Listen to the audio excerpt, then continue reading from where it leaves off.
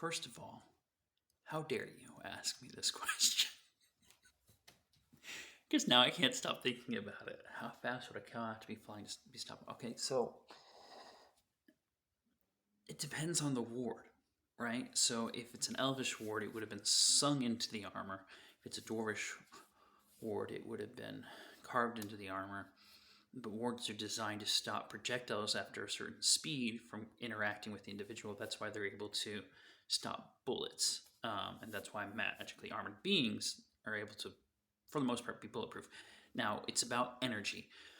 So a 50 cal is going to have more luck getting through a ward than a 9mm, right? Because the energy output is significantly higher.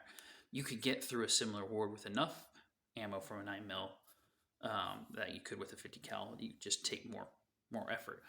Now, the quality of the ward also depends on who it was made by, right? So if a bunch of orcs are using warded armor that they stole from other beings, the charge is going to be weaker on that because it would have to be recharged every time it's utilized.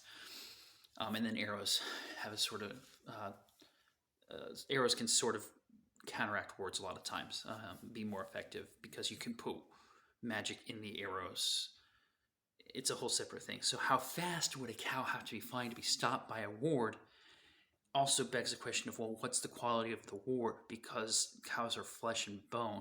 So I guess, well, it would make sense for most wards to incorporate anti-bone, but at that point, would the flesh just... Is the solution to magical combat hurling cows with trebuchets in Paragon Exordium? Is that how you disable? I don't know. It depends on the velocity of it. How fast would be? Okay, a cow going 100 miles an hour might be stopped by a ward. Maybe. It depends on the ward, though. Like, you've broken my brain, and I don't appreciate it. And now I'm going to have to give you a more scientifically, mathematically accurate...